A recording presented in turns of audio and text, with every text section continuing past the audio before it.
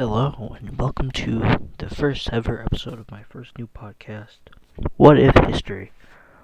This is the What If History podcast with General Thompson. Um, so yeah, kind of YOLOing this. Not really sure what we're doing. I'm kidding, I've already planned this all out. So yeah, we're pretty much, this is, the What If History podcast by General Thompson. And today's topic is the Confederate States of America. They won the Civil War, and how that changes history. This entire premise of the What If History podcast is what if history, and then history is going to be filled in with something. So today's topic is what if the CSA wins the Civil War, and how that greatly affects the rest of the world and just overall and everything. So this time span goes from the end of the Civil War, which is obviously 1865, which actually, no, it actually doesn't end in 1865. It actually will end a little bit sooner than that. It spans all the way, I have it spanning all the way to pretty much 1947. And pretty much this is my take on it and how I think the world would change and all this and things like that. Obviously, you don't have to believe what I say.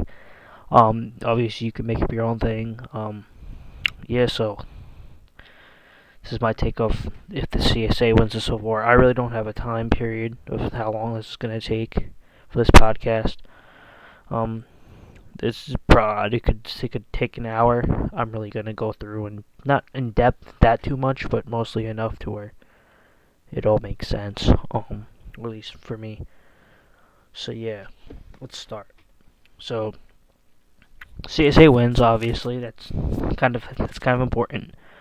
The way they win is simple. They win the Battle of Gettysburg, which is important, and which helps them complete their encirclement movement of Washington D.C., which then forces Lincoln to surrender, and pretty much the U.S. loses. So that's self-explanatory. So because of that, the CSA winning, they take the Oklahoma Territory, which is just the state of Oklahoma. It's just we call it Oklahoma Territory, or it's also known as Indian Territory, because that's where the Indians were forced. Besides Arizona Territory, which is New Mexico and Arizona. That's the Arizona Territory, because Arizona wanted to be part of the CSA, but then the Union took it because it was barely guarded. And then they'll take Kentucky, Delaware, and Maryland, and then West Virginia will join the U.S. Rejoin Virginia, pretty much.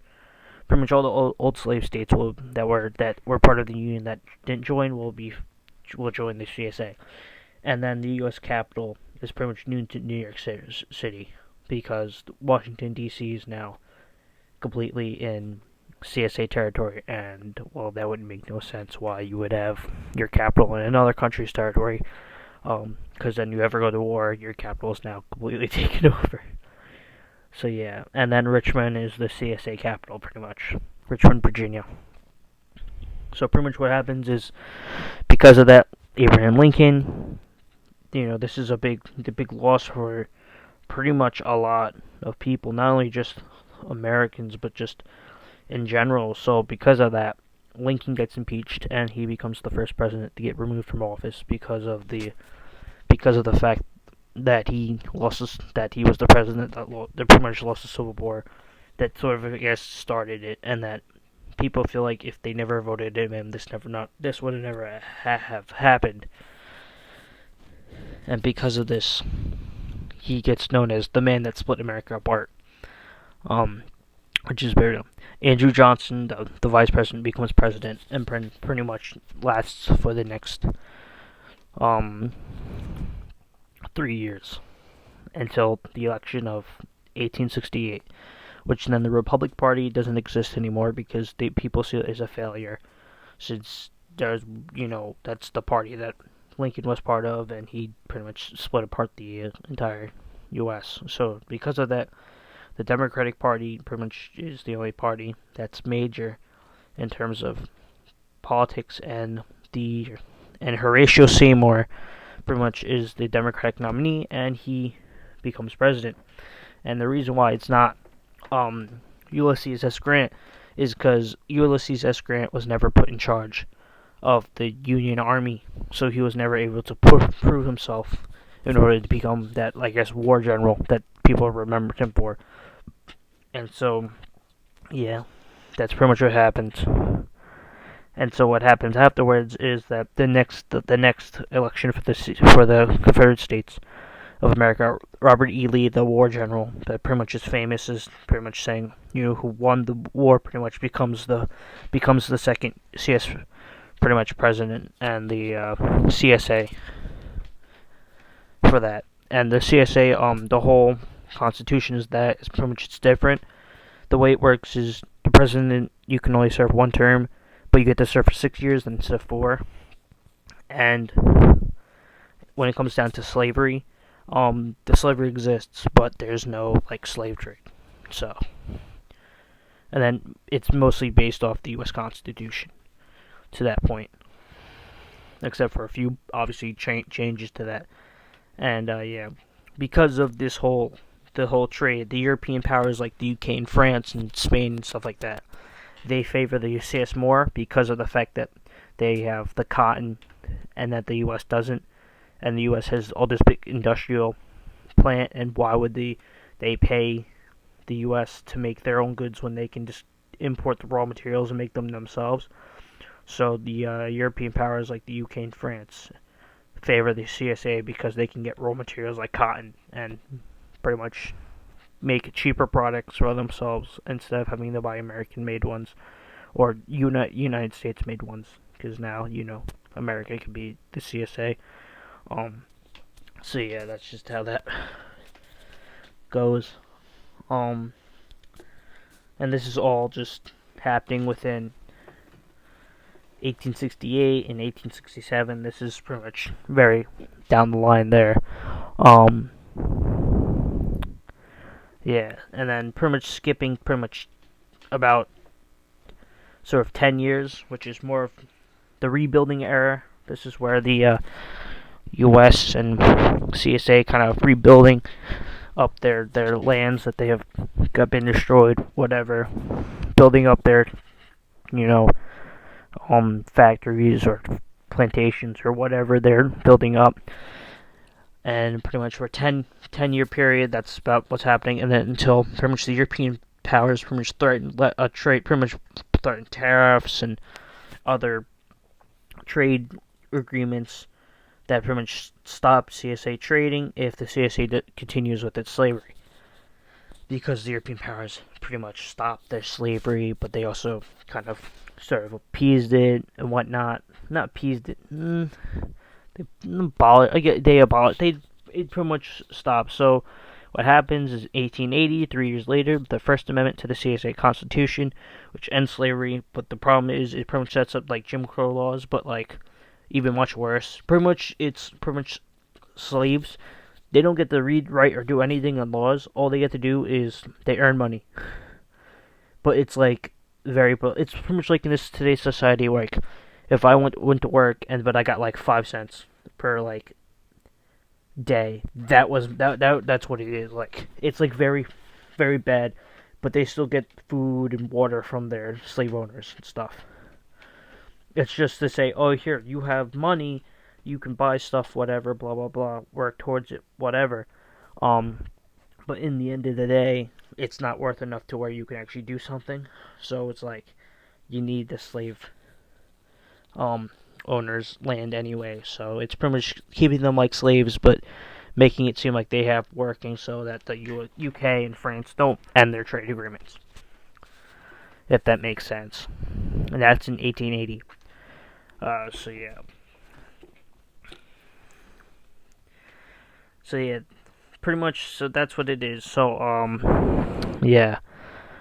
1885, the CSA starts pretty much to industrialize and help beef up the military. Pretty much starts to, somebody built that, imperialistic type of military. They go and, not, imperialize, but yeah, you know what I mean. to go and start, I guess, prepare for another war if the U.S. decides to want to fight again or whatnot. They want to make sure they can do that. So that happens, and pretty much what happens is The U.S. just does the same because the U.S. I think about the rivalry. They're pretty much rivals now. So the U.S. sees them doing that, they're gonna want to train and become better. So they can, not lose to the CSA again. This is a humiliating defeat. They want to make sure they can win this. So yeah. Then during the 85, then after this, it's kind of more of little phony period where it's more just trade agreements with not with each other, but with other nations. There's a lot more trade. It's a lot more peaceful. Not peaceful. Not much things have been eventful in terms of this period until pretty much 1892, in which case then Grover Cleveland becomes the first president to serve 3 terms. And that's big, but it's not that big because of the fact that the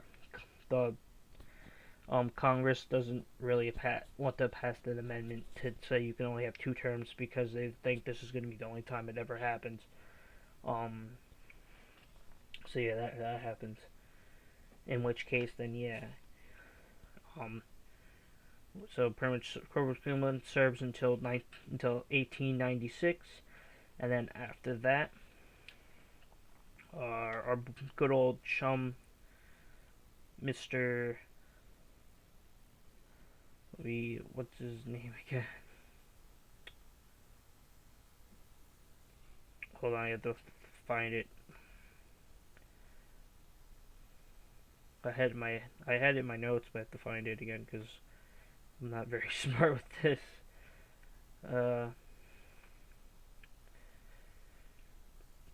Mr. William J. Bryant. Thank you for that. Yeah, he pretty much he wins the nominee and pretty much wins it. He wins his 2 terms.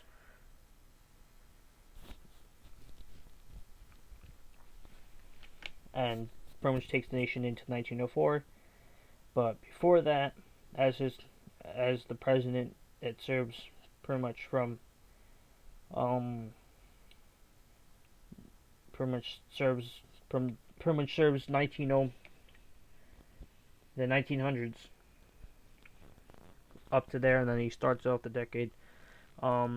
He has to fight the Spanish-American War, which still happens because I still think the Americans will still be imperialistic. So I still think they get Alaska and Hawaii and all that. I mean, why wouldn't they? It makes sense for them to do that.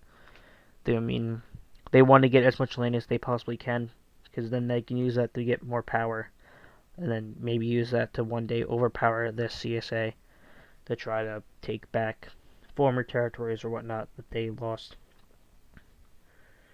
So that being said, Spanish-American War.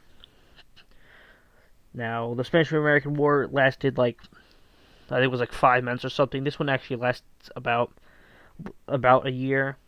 It pretty much goes from 1898 to 1899. In which case, the only reason why is because the CSA helps pretty much sends volunteers and guns over to the pretty much to the Spanish to help fight. But either that, pretty much the USA sort of threatens a war with the CSA, and the CSA sort of backs out a little bit, but not really. And then, which happened pretty much because of that. Pretty much Cuba and America still end up being Spain, and so America gets Puerto Rico, the Philippines, and Guam like they did, and Cuba becomes their own nation, whatnot. Which, that's just how that works. And because of that, the war hero Theodore Roosevelt gets elected in 1904 and pretty much starts the new decade, while John Nance Garner wins the CSA election in 1903, and he pretty much starts off as the CSA, and he'll be able to help lead the CSA in the 1900s, at least started off. And then in the U.S. election, and Woodrow Wilson wins in 1908 as the Democratic Party, pretty much saying that Roosevelt served, he did his thing, and in 1908 that happens, so Woodrow Wilson wins, and looks like he's going to lead us to 1912. But before then, the 1910 Mexican Revolution that happens that causes this big kerfuffle.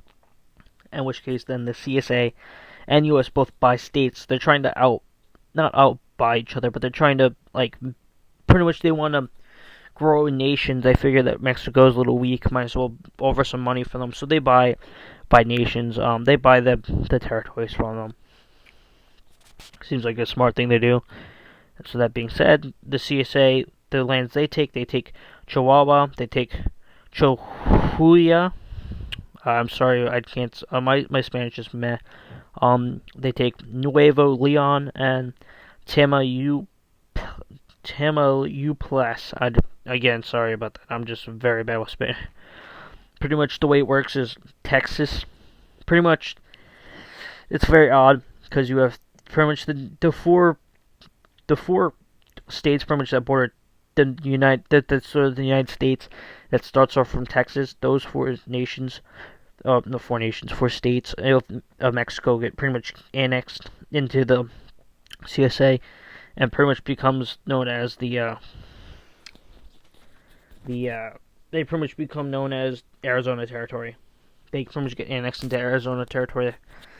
And then pretty much what happens is the U.S. takes Baja California, the Baja California Sur, which is which is pretty much the southern portion of Baja California. So pretty much all Baja, and then the one state, Sonora, which on the map, if you look at it at the map of the U.S. and Mexico and see the states, it's very weird because Arizona and New Mexico are right there, and then but Arizona borders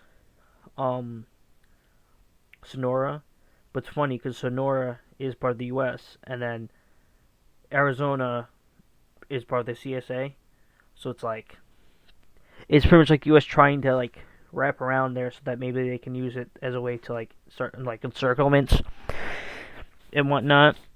And that territory, all three of those states combined, pretty much makes New Mexico territory. Or at least that's what America calls it, which is ironic. So you pretty much have Arizona territory and New Mexico territory. So yeah, that happens. And so pretty much what happens is the U.S. election of 1912. Theodore Roosevelt pretty much wins the next two elections under the formerly new Bull Moose Party. Because Woodrow Wilson tries to run and become the under the Democrats, and then he becomes the second person to serve 3 terms, which then causes Congress to later end up making changes to this, which then starts up in World War I. That doesn't change. That was inevitably the start. The only thing I could really change of it is what nations join later, because it's always going to start off with the same old nations, Russia and Austria-Hungary and the Austrian-Hungarian Empire, obviously the German Empire, Serbia, things like that. Those were inevitable. And I mean, what Jason's really joined, I'm talking about the U.S. and the CSA, because Ottomans were bound to join anyway. So this was more about when they join and whatnot. So pretty much the way it works is it starts off 1914. The CSA and America and the U.S. stay neutral.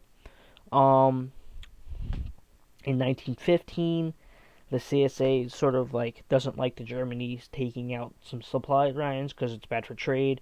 So they sort of get involved and they join Britain, and so they declare war on Germany because of this, and so they don't really like this.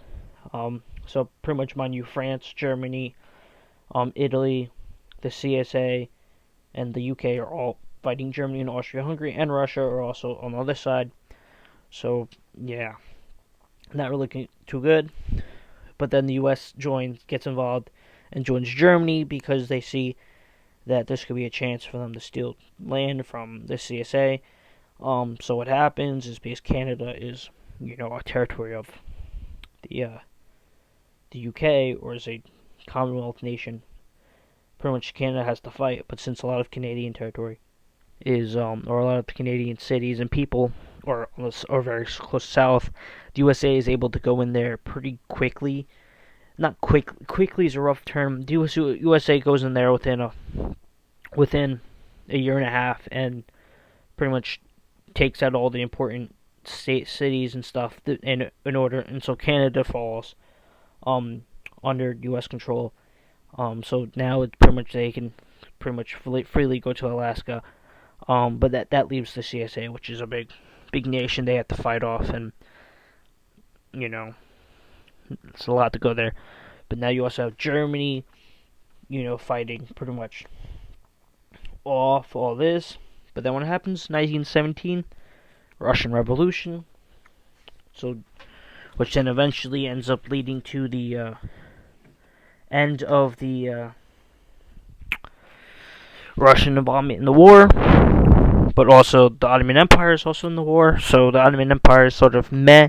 It's there, but it's not there. It's probably just trying to clean up their colonies from Italy. That's all they're really trying to do, is take Libya. So, and work to maybe take Greece, because they want the Greek territory back. So they declare war on Greece, so Greece now is involved.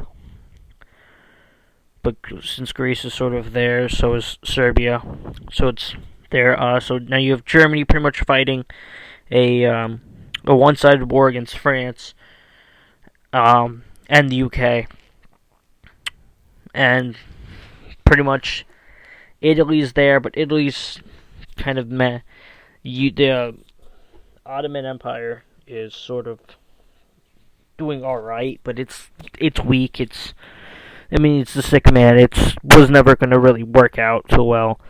So them taking out the African nation of Libya is really helpful, because that in terms of that colony for Italy, because now it gives a jumping off point for if they want to invade the Italians navally or whatnot. So obviously Germany they send troops, they take care of Serbia and Greece. So the Ottomans have Greece, the Austrians have Serbia, and now they have just one giant connected loop where they can just send troops freely between each other. And so Ottomans send some troops up to help Germany. The Austrians pretty much help start preparing a invasion of Italy, more advanced, and pretty much Germany's just trying to fend off the British and French attacks. That being said, back in the U.S. and North America, we have the U.S. versus the CSA. And remember how I said that encirclement type thing would happen with the Mexico? That's what happened, and pretty much so Arizona got pretty much engulfed and just encircled, and the state of Arizona kind of would be annexed into the U.S. sort of controlled territory. So that happened, and then so you now have this Arizona territory ironically without Arizona, but yeah. And then, so pretty much what happens is U.S. is now fighting. This is where you have another set of trench warfare happen across the American side, as much as the obviously in France. So now you have to go and look at this, and it's just all right, now what are we doing? So how tanks, they're great. Great, helpful, very against trenches. Well, here's the thing about tanks. Tanks were created and named tanks because the British put water in tanks. That's what they call them. At least that's what I've been told. So because of this, the Americans create tanks. So now instead of tanks being called tanks, they're called barrels.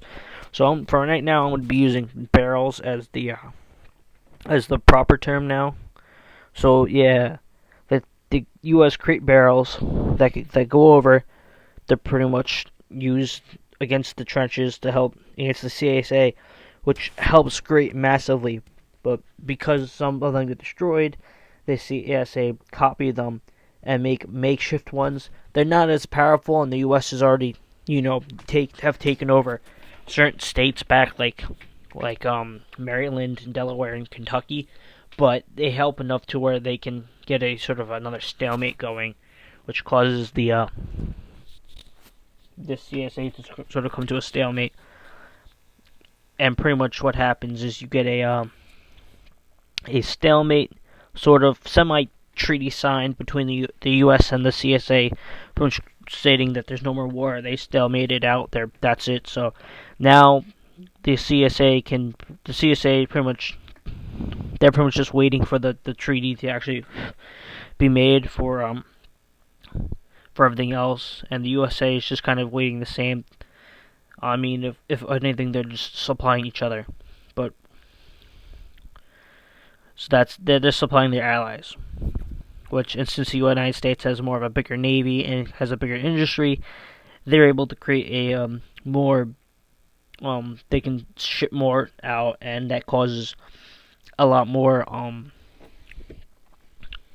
let's just say that just causes a lot more because they can send out troops and guns off to the Ottoman Empire, who's preparing an invasion of a naval invasion of Sicily, to then go up, sort of like how the U.S. did in World War II.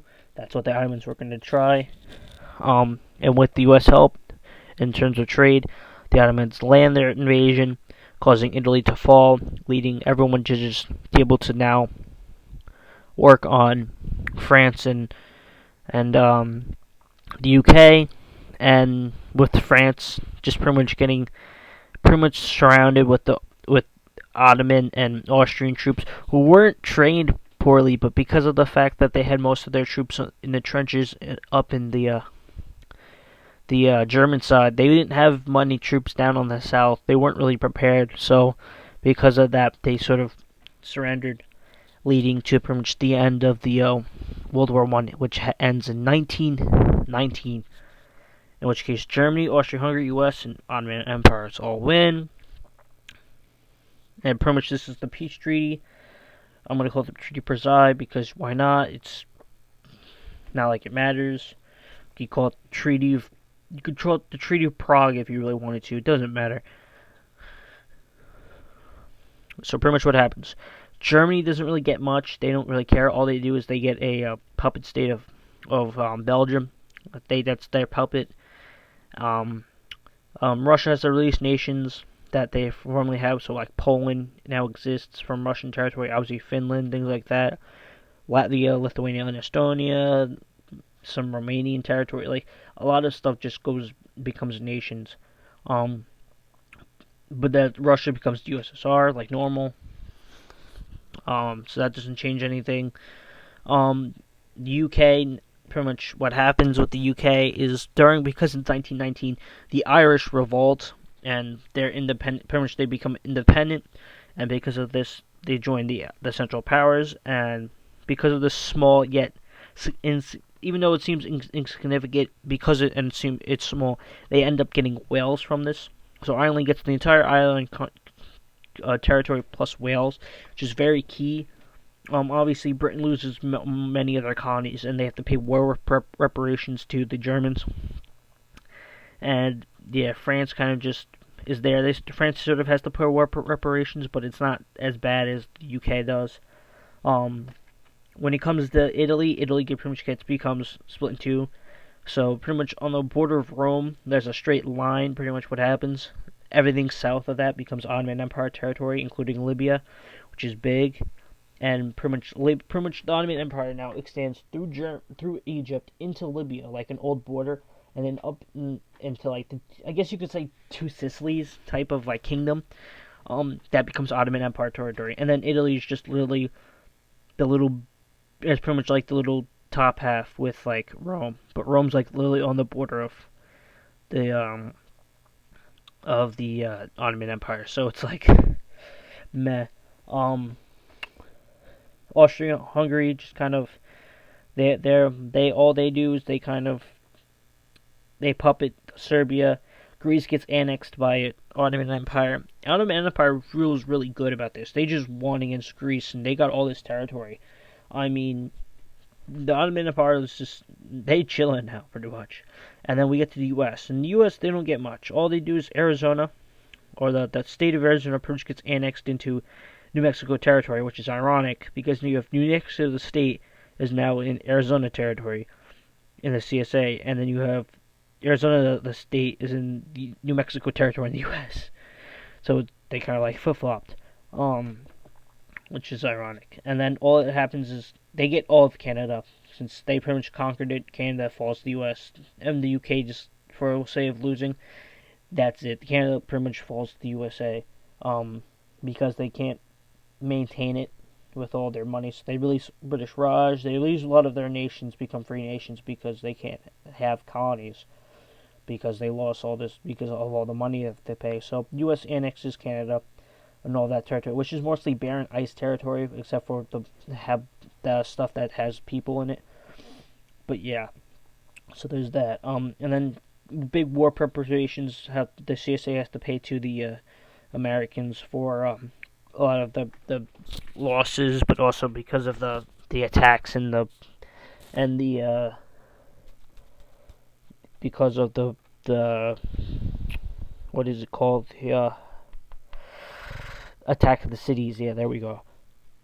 So that's self-explanatory. So pretty much Maryland, Delaware, Kentucky, all pretty much joined the United States as states again. And since technically they border the Washington D.C., they moved the capital back to Washington. Who Washington D.C. sort of became a little more of a monument to pretty much the CSA. Pretty much the CSA went through there, Washington, and mocked a bunch of things and tore down a bunch of buildings. So the Washington D.C. has to be rebuilt, pretty much, and whatnot. But that makes sense. So yeah, that's about it. And then besides like Japan taking a few from Germany's islands, and then Germany not really caring too much because it's not the end of the world to them.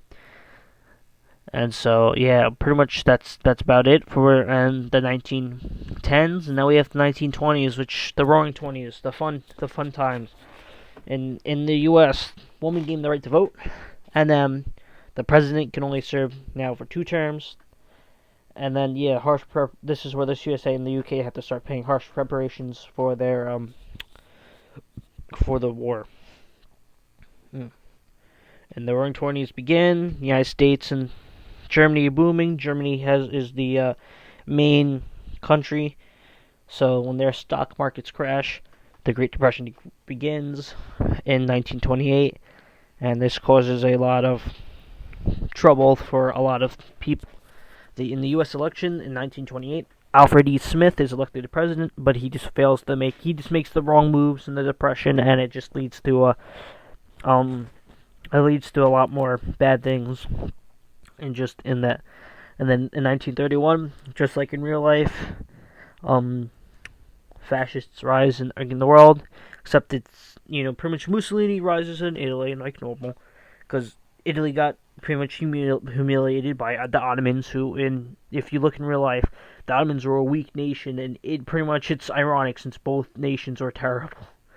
But yeah, so the Ottomans the Italians hate the Ottomans because of what happened. The UK pretty much hate the Irish because the Irish kind of humiliated them when they broke free. And then the CSA pretty much hate the Africans because during the hate the African Americans because during the World War One, the African Americans pretty much fled to the North to help fight the North, and so they hate that, and they pretty much so they pretty much that's what happens. And then in France pretty much becomes communist. So yeah, that kind of happens. So yeah. In the U.S., in the 1934 election, FDR pretty much is elected from the Bull Moose Party, and he starts his New Deals. He pretty much starts everything he does, and then all he differences he's part of the Bull Moose Party because people are tired of the what happened. Pretty much, Alfred E. Smith becomes the new Herbert Hoover, and yeah, that's pretty much what happens. And then, but instead, in 1937, the UK pretty much starts to build up the military, pretty much starts to do what Germany started doing during and Germany pretty much just doesn't know nothing because they don't think anything bad is going to happen from it. And then in 1937, the sort of, I guess, semi-spark of World War II, but it's not really the spark, it's more just a tiny war. The Italians demand territories from the Ottomans. They pretty much tell their Italian territories, not even Libya, just the little boot territories. And Ottoman Empire says no because they feel great after having all this. So the Italians declare war on the Ottomans, and the Italian-Ottoman War starts, which is technically, you can call that the first tiny. It's more of a tiny war, but it leads to World War II later on, because in 1938, UK demands Welsh territories from the Irish, and Germany says no. Says sorry, you lost them. That's not our problem. And so the UK end up declaring war on Germany and Ireland, and that's pretty much where World War II starts. In the beginning, US CSA and US stay neutral. The CSA trying to build up their some military. US is sort of doing the same because they don't want to face another war like that and have to do against the CSA. So pretty much that's what happens. And so you pretty much have that. And then you have the Austrian-Hungarian Empire. Pretty much they declare war in Italy because they're like, you know what? We can win this war and just end up taking it. And if the Ottoman Empire just chill, they'll be, just hold Italy back. We can go in there. Just funny because the Austrian-Hungarian and Ottoman empires are kind of like the worst nations to be in terms of like taking nations like that. But it's whatever, I guess. What you can't really do much about it. So yeah. And then in World War II, or in terms of 1940s of World War II, specifically the year. Let's just be real here. In the 1940s, the CSA, they would have declared war on Mexico because why not? They're pretty much, I don't know why they would, but you know what? Maybe they needed more territory so they can make more factories. I don't know. I'm not a genius. It just sounds like a smart idea. More land equals more power equals more factories, which you can build more tanks, more guns. So in a way, it does make sense. But because of this, the U.S. says, declares war on the CSA. And since because that, the UK declares war on the U.S., the Austrian-Hungarian Empire, and the Ottoman Empire. So pretty much UK is at war with everyone. The CSA is pretty much everyone's at war with everyone that they're not allied with or whatnot. And because of this, it's just kind of how this works. The UK is kind of and Italy are defeated in 1942 because Germany lands troops into Ireland territory and Welsh territories, and they kind of just push back the British because the British are pretty much a shell of their former selves. Even though they built up, they just still shell of their former selves. The CSA and the US kind of form this more stalemate again, with each taking more territory by each side, but not really taking much about. But the CSA sort of forgot about Mexico, and so Mexico sort of like is slowly creeping in. Their troops are very bad, but they're doing enough to where they can slowly take land away. So yeah, and that's about it. So yeah, not much about happening. And then at the end of the war, which is 1943, the U.S. Mexico defeat the CSA. World War II ends, and you pretty much, that's the way it works. And so what happens, USA completely annexes the CSA, because why wouldn't they? Who wants to go through that whole, who wants to have this happen again and make a third World War with this, if they keep the CSA around? So they pretty much annex it. So pretty much all the territory the CSA has, which is ironic, because when the modern day states come out, Arizona and New Mexico pretty much flip. Baja California just becomes Baja California. All of that. And then all the other states pretty much become their whole thing. So you pretty much have Baja included, and pretty much all the other states in Canada pretty much just the United States becomes the world's largest nation because of the fact that they decided to go and win, because they won World War I and World War II, which is big. Italy doesn't exist. Italy pretty much just, Ottoman Empire pretty much just, Austria pretty much just takes it and pretty much annexes it completely. They said, we're not doing this again. The UK pretty much just gets split into England and Scotland, with Ireland taking more from that, and pretty much England gets pretty much when I mean England, Scotland, I mean the United States takes Scotland as like as it's like sort of like how Germany was split into four sections. That's what happens with England and Scotland. Except the Americans are, except it's three nations, and technically, it's England is split into two with a German and Irish sector, and then Scotland split into two with an American and Irish sector. And so that's pretty much what happens. Um, with pretty much with that happening, um, that's really it for the rest of it. I mean, only thing that Mexico doesn't really get much of anything. They kind of just got screwed in the peace deal. They're like, you know what, you're a minor nation, sorry, and so yeah, so they sort of have this cold, hard sort of. They pretty much have this hatred towards the U.S. sort of semi brewing, but they know that it's going to be a long time before they can really release it. In some minor details, in 1946, Japan beats China in their little war that they were having that doesn't get involved in World War II because they're not really fighting, and that's really about it.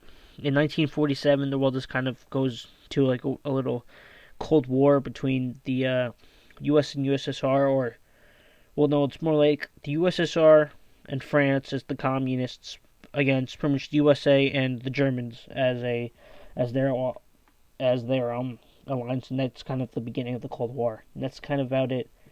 And most of it is just the same old history type stuff. Nothing else changes besides that. Which really, nothing that really changes is, let's think about it. A lot changes. The Ottoman Empire still exists, which is big. The Austrian-Hungarian Empire still exists. Germany still exists as an empire. The United States has become the world's largest nation, mind you. France is communist. Italy's pretty much doesn't exist anymore. The UK kind of doesn't exist. It's more just a bunch of split nations. And Ireland just became just not super powerful, but they came really, really OP. So yeah, that's kind of about it. I mean, basically, yeah. If things were to go out the way like I said it, imagine, just take a minute and imagine this. United States with pretty much northern Mexican, the states of northern Mexico and all of Canada, all of that plus Alaska and Hawaii and Guam. The Philippines is its own nation now, but Puerto Rico, that's insane. To imagine, that's so much. You're pretty much combining the third largest nation and the second largest nation, which, if you combine those two nations combined, is the world's largest nation, no matter what. It's stupid how crazy it is. And then the Ottoman Empire having pretty much Egypt, Libya, pretty much having a lot of North Africa back, plus having Italy is just it's stupid funny. But not like it was gonna happen because of the weakness of it. But if that did happen, it would just be and then just having Northern Italy go to the Austro-Hungarian Empire, which would be a little weird. Yeah, because who wants to see that happen? But it would again be very funny. And then obviously just Germany being the German Empire, which is those old borders with like Poland bordering it, but Poland sort of like coexisting peacefully without having anything. Pretty much the way Poland is now. It's very peaceful. And then you pretty much just have the UK, which doesn't exist. So the British Empire, it just never happened. It happened for like a good solid bit, and then they lost it. And well, I guess the sun never sets with the British Empire.